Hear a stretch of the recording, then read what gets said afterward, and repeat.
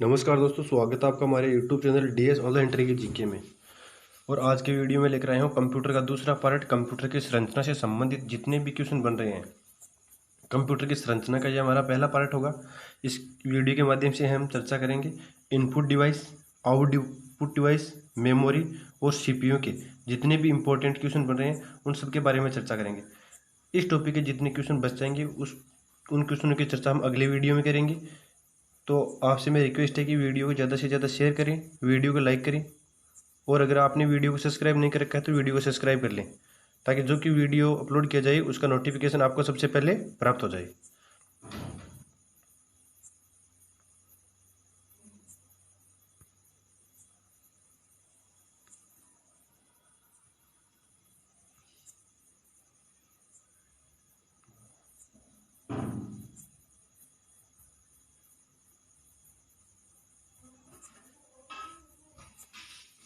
हमारा पहला क्वेश्चन है कि ऐसे शब्द जिन्हें प्रोग्रामिंग भाषा ने अपने स्वयं के उपयोग हेतु अलग रखा है वो कौन से शब्द हैं? कंट्रोल वर्ड्स है, रिजर्व वर्ड्स हैं, या रिजर्व्ड कीज है, या कीवर्ड्स हैं? तो इसका हमारा ऑप्शन नंबर सही हो जाएगा 4 keywords. Option number 4 keywords. Option number 4 से हो जाएगा कीवर्ड्स। इसके बाद में बात करते हैं कि दो प्रकार के आउटपुट डिवाइस कौन से हैं। तो आपको बताना है कि इन जो 4 ऑप्शन हमें दिए हुए इनमें से हमारे आउटपुट डिवाइस कौन से हैं।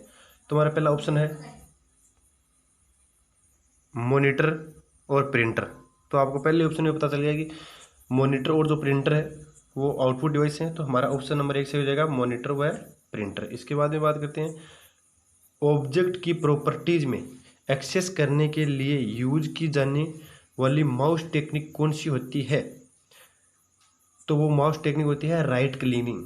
तो हमारा ऑप्शन नंबर 3 से हो जाएगा राइट क्लिनिंग। इसके बाद में बात करते हैं अगले क्वेश्चन की, बैंकों द्वारा चेकों के समाशोधन के लिए प्रयुक्त प्रौद्योगिकी MICR का पूरा रूप क्या है।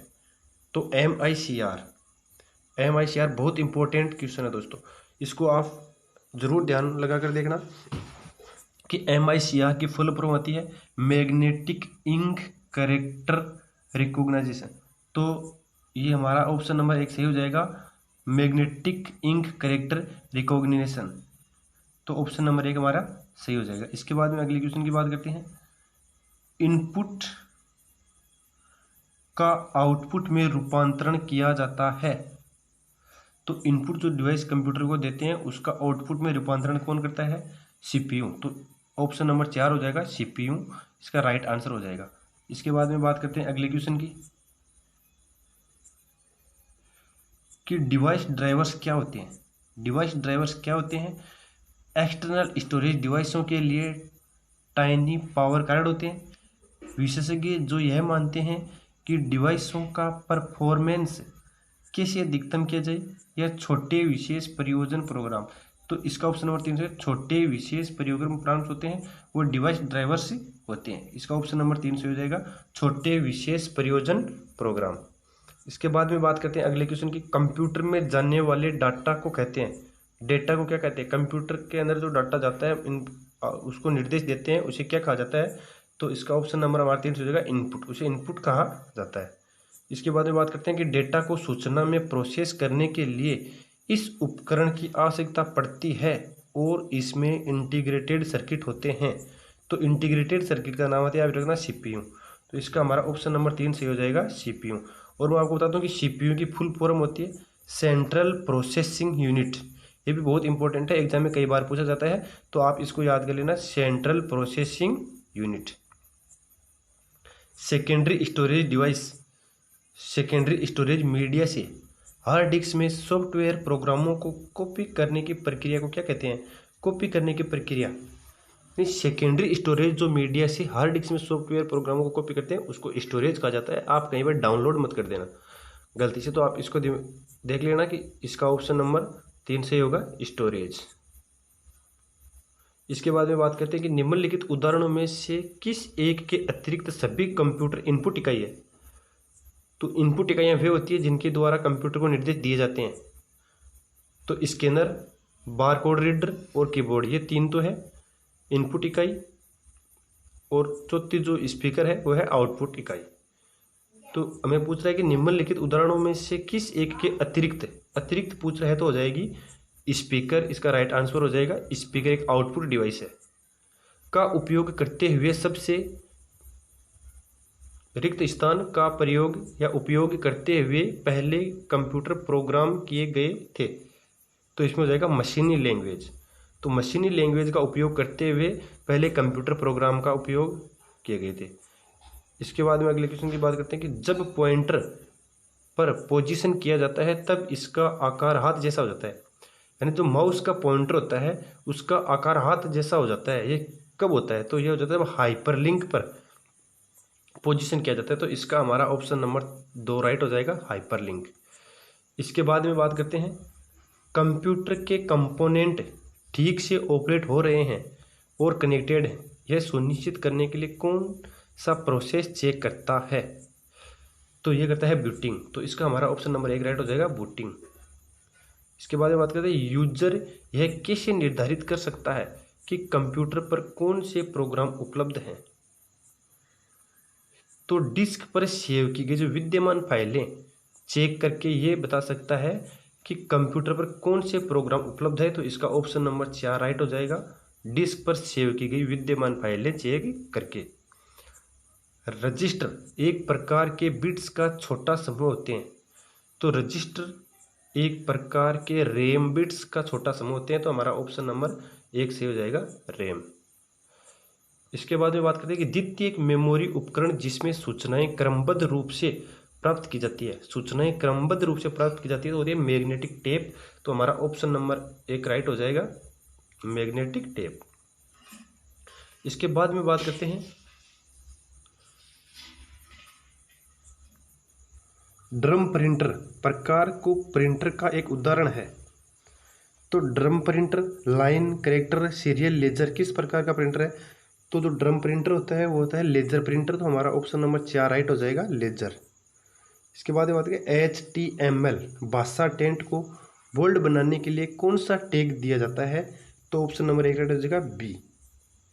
Option number 1 less than B greater than. इसके बाद बात करते हैं कि स्थायी आउटपुट प्राप्त करने हेतु का सर्वाधिक उपयोग होता है। स्थायी आउटपुट का मतलब होता है हार्ड कॉपी प्राप्त करने के लिए। तो हार्ड कॉपी प्राप्त करने के लिए प्रिंटर का यूज किया जाता है। हमारा ऑप्शन नंबर 1 राइट हो जाएगा, प्रिंटर। इसके बाद में बात करते हैं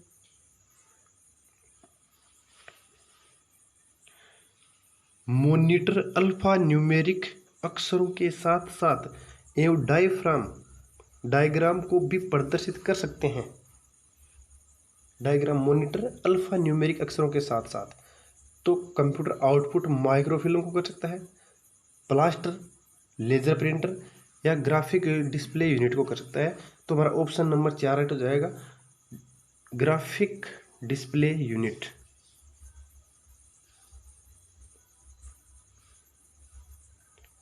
हमारा क्वेश्चन नंबर 21 की बात करते हैं को आंतरिक मेमोरी भी कहते हैं। तो प्राथमिक मेमोरी को आंतरिक मेमोरी कहते हैं। तो हमारा ऑप्शन नंबर 1 राइट हो जाएगा, प्राथमिक मेमोरी। इसके बाद में बात करते हैं ऑपरेटिंग सिस्टम द्वारा सीधे हैंडल नहीं किए जाने वाले अधिकांश कार्य निम्नलिखित में से कौन सा हैंडल कर सकता है? तो ऑपरेटिंग सिस्टम के द्वारा जो हैंडल नहीं किए जाते हैं उनको यूटिलिटी सीधे हैंडल कर सकता है। तो इसका हमारा ऑप्शन नंबर हो जाएगा 2, यूटिलिटीज। इसके बाद में बात करते हैं आपके कंप्यूटर में निम्नलिखित में से कौन सा मेमोरी दर्शाता है? कौन सा मेमोरी दर्शाता है? रैम। तो हमारा ऑप्शन नंबर 1 से हो जाएगा, रैम।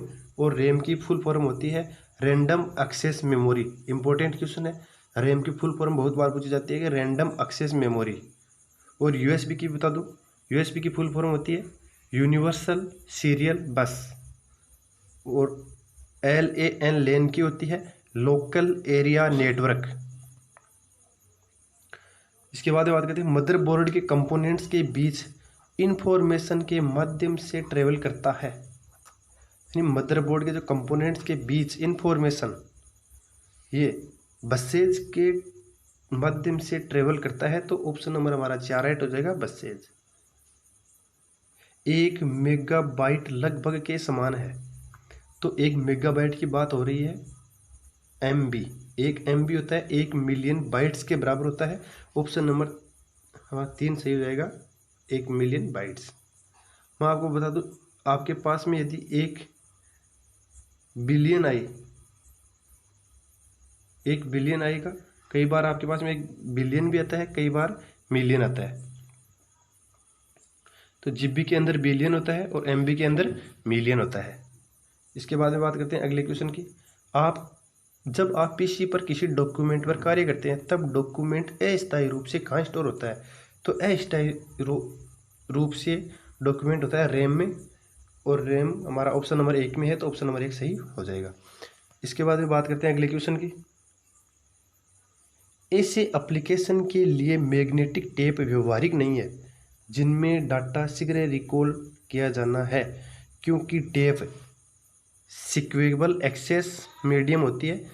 ऑप्शन नंबर 2 सही हो जाएगा, सिक्वेशियल एक्सेस मीडियम। इसके बाद में बात करते हैं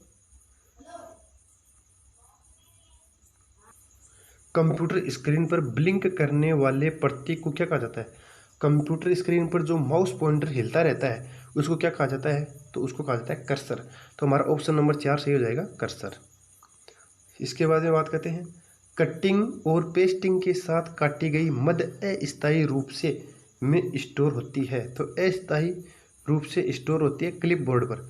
जब हम कट करते हैं या फिर कॉपी करते हैं उसके बाद में पेस्ट करते हैं, तो जब तक हम उसको पेस्ट नहीं करते हैं तब तक वह क्लिपबोर्ड पे स्थायी रहती है। इसके लिए हमारा ऑप्शन नंबर 4 सही हो जाएगा, क्लिपबोर्ड। हर एक डिस्क के लिए डायरेक्टरी अनिवार्य होती है, तो बेस रूट डायरेक्टरी होती है वो अनिवार्य होती है। हमारा ऑप्शन नंबर 1 सही हो जाएगा, रूट।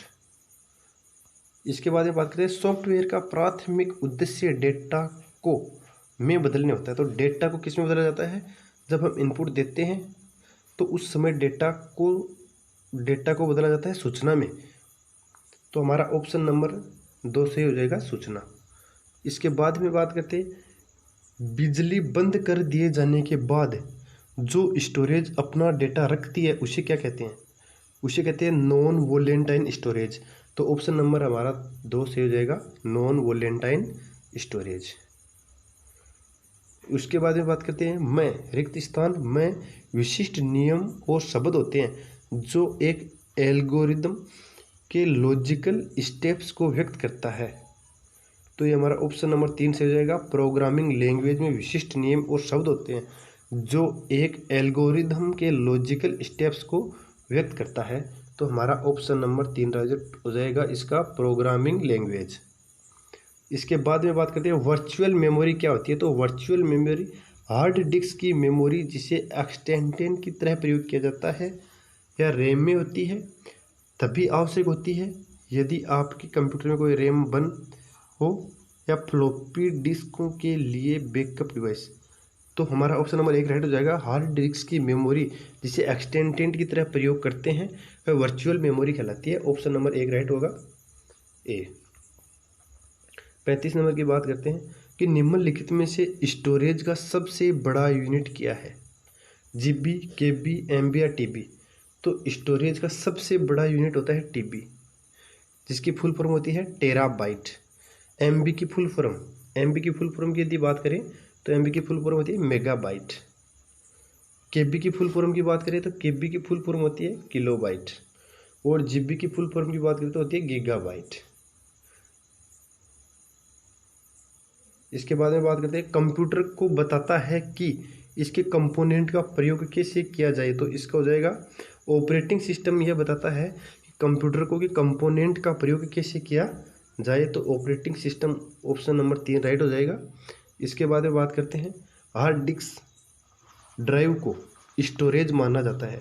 हार्ड डिस्क ड्राइव को स्टोरेज माना जाता है, यह होती है नॉन वोलेटाइल स्टोरेज होती है। हार्ड डिस्क होती है नॉन वोलेटाइल होती है। हमारा ऑप्शन नंबर इसका 2 राइट हो जाएगा, नॉन वोलेटाइल। इसके बाद में बात करते हैं शॉर्टकट और अन्य विशेष कार्यों के लिए कंट्रोल की और अल्टर की अन्य कीज के साथ समायोजन में प्रयोग किया जाता है। अर्थात आप किसी शॉर्ट की का यूज करते हो तो उसके साथ में या तो आप कंट्रोल का यूज करोगे, जैसे आप कॉपी करने के लिए कंट्रोल सी का यूज करते हो, और पेस्ट करने के लिए कंट्रोल वी का यूज करते हो। उसी प्रकार से शॉर्ट कीज के साथ में कंट्रोल और आल्ट की का यूज किया जाता है। ऑप्शन नंबर हमारा 1 सही हो जाएगा। दोस्तों ऐसी वीडियो रोज पाने के लिए आप हमारे यूट्यूब चैनल को सब्सक्राइब कर लें और साथ ही साथ बेल आइकन को भी दबा लें, ताकि जो भी वीडियो अपलोड किया जाए उसका नोटिफिकेशन आपको मिल जाए। वीडियो यदि अच्छा लगे या आपको पसंद आए तो वीडियो को लाइक शेयर जरूर करें। आगे के क्वेश्चन पे बात करते हैं। रिक्त स्थान और रिक्त स्थान सर्वाधिक सामान्य इनपुट डिवाइस होते हैं। यदि दो इनपुट डिवाइस की बात हो रही है, माइक्रोफोन, प्रिंटर, तो प्रिंटर की बात होगी, प्रिंटर हो जाएगा आउटपुट डिवाइस। उसके बाद में बात करते हैं स्कैनर और मॉनिटर, तो मॉनिटर क्या हो जाएगा, आउटपुट डिवाइस। हमें बताना इनपुट डिवाइस। इसमें स्पीकर आ गया, तो स्पीकर कौन सा हो गया, आउटपुट। बचा हमारा कीबोर्ड और माउस, जो कि दोनों इनपुट डिवाइस होते हैं। ऑप्शन नंबर 4 राइट हो जाएगा। इसके बाद में बात करते हैं यूजर सिस्टम, सॉफ्टवेयर हार्डवेयर को कनेक्ट करते हुए इंटरनेट के रूप में कार्य करते हुए किस प्रकार का सॉफ्टवेयर कंप्यूटर प्रोसेसों को मैनेज करता है। जो utility program, system software, translator program या ऑपरेटिंग सिस्टम। जो ऑपरेटिंग सिस्टम होता है वो कंप्यूटर प्रोसेसों को मैनेज करता है। अतः हमारा ऑप्शन नंबर 4 राइट हो जाएगा, ऑपरेटिंग सिस्टम। इसके बाद में बात करते हैं कि सीपीयू का वह भाग जो अन्य सभी प्रकार के कंपोनेंट्स की गतिविधियों को कोऑर्डिनेट करता है वह निम्नलिखित है। तो कोऑर्डिनेट करता है, होता है कंट्रोल यूनिट, सीयू, जिसको शॉर्ट में बोला जाता है सीयू, कंट्रोल यूनिट। इसके बाद में बात करते हैं कि निम्नलिखित में से कौन सा कथन सत्य है। वर्चुअल मेमोरी हार्ड डिस्क पर स्पेस है जहां ऑपरेटिंग सिस्टम मेमोरी बाउंड होने पर डेटा स्टोर करना आरंभ करती है। तो ये एकदम राइट आंसर हो जाएगा। तो ऑप्शन नंबर हमारा 1 राइट हो जाएगा, वर्चुअल मेमोरी। इस क्वेश्चन की लैंग्वेज थोड़ी हार्ड है, आप इसको आराम से देख लेना। कंप्यूटर डेटा गैदर करते हैं और इसका अर्थ है कि वे प्रयोक्ताओं को डेटा स्टोर करने देते हैं। तो इसका हमारा ऑप्शन नंबर 4 राइट हो जाएगा, स्टोर। एक प्रकार की स्थायी मेमोरी है जो स्टार्टअप के लिए कंप्यूटर को जिनकी ज़रूरत होती है उन सभी इंस्ट्रक्शंस को होल्ड करती है और पावर बंद करने पर यह इरेज नहीं होती है। यह होती है रोम। तो रोम का आपको फुल फॉर्म मैंने भी बताई थी, आप मेरे साथ जरूर बोला करो। अगर कोई क्वेश्चन का आंसर दोबारा आता है तो आप उसको साथ साथ बोला करो, जिससे आपको वो याद हो जाएगा, फिर आप उसको कभी नहीं भूलोगे। तो इसका ऑप्शन नंबर 4 से हो जाएगा रोम। अगर आपका कंप्यूटर बंद भी हो जाता है तो रोम में सेव होती है, वो डाटा हटता नहीं है। और रोम की फुल फॉर्म होती है रीड ओनली मेमोरी। इसके बाद में बात करते हैं प्रत्येक कंप्यूटर का प्रत्येक कंपोनेंट या तो होता है, तो प्रत्येक कंप्यूटर का कंपोनेंट्स जो पार्ट्स होते हैं या तो सॉफ्टवेयर होते हैं या हार्डवेयर होते हैं। तो हमारा क्वेश्चन का आंसर नंबर 1 राइट हो जाएगा, सॉफ्टवेयर या हार्डवेयर। इसके बाद में हम बात करते हैं कि नंबर पैड की डायरेक्शनल एरो के रूप में एक्ट करने के लिए आप के दबाते हैं। यानी नंबर पैड की बात हो रही है, अगर न्यूमेरिकल की को आप चालू करने के लिए या बंद करने के लिए किस की को दबाते हैं, तो नंबर लॉक। हमारा ऑप्शन नंबर 1 राइट हो जाएगा, नंबर लॉक। सीपीयू के लिए सामान्य गणित परफॉर्म करता है। सीपीयू के लिए सामान्य गणित, तो सामान्य गणित करता है ALU, और ALU की फुल फॉर्म होती है arithmetic logic unit. Arithmetic logic unit, ये भी बहुत इंपॉर्टेंट है एग्जाम की दृष्टि से। आप इसको आराम से देख लेना। अगर नहीं समझ में आए तो आप वीडियो को वापस बैक करके डाउनलोड करके वापस देख लिया करो। रिज्यूबल ऑप्टिकल स्टोरेज का टिपिकली एक्रोम होगा, तो ये होता है RW। ऑप्शन नंबर 2 राइट हो जाएगा, RW। कंप्यूटर द्वारा इंफॉर्मेशन में प्रोसेस किए जाते हैं, कंप्यूटर के द्वारा इंफॉर्मेशन में प्रोसेस किए जाते हैं, तो डेटा होते हैं उनको प्रोसेस किए जाते हैं। अतः हमारा ऑप्शन नंबर 4 सही होगा, डेटा। इसके बाद में बात करते हैं कि स्क्रीन पर डिस्प्ले किए गए पिक्सेल्स की संख्या को स्क्रीन कहते हैं। जो पिक्सेल्स की संख्या होती है उसको रेजुलेशन कहा जाता है। तो हमारा ऑप्शन नंबर 1 राइट हो जाएगा, रेजुलेशन। पिक्सल की संख्या यानी स्क्रीन का जो रेजुलेशन होता है पिक्सल में मापा जाता है, इसलिए हमारा ऑप्शन नंबर 1 राइट हो जाएगा, रेजुलेशन। इसके बाद में बात करते हैं कि वर्ड प्रोसेसिंग, स्प्रेडशीट और फोटो एडिटिंग के उदाहरण हैं। तो एप्लीकेशन सॉफ्टवेयर है, सिस्टम सॉफ्टवेयर है या प्लेटफॉर्म सॉफ्टवेयर है या इनमें से कोई नहीं है। तो हम बात करते हैं कि जो स्प्रेडशीट, वर्ड प्रोसेसिंग और फोटो एडिटिंग होते हैं वो एक एप्लीकेशन सॉफ्टवेयर होते हैं। हमारा ऑप्शन नंबर राइट ए हो जाएगा, एप्लीकेशन सॉफ्टवेयर। धन्यवाद दोस्तों। अगर आप हमारे यूट्यूब चैनल पर नए हैं तो हमारे यूट्यूब चैनल को सब्सक्राइब कर लो, साथ ही साथ लाइक के बटन को दबा दो और बेल के ताकि जो भी वीडियो अपलोड किया जाए उसका नोटिफिकेशन आपको सबसे पहले प्राप्त हो जाए। धन्यवाद।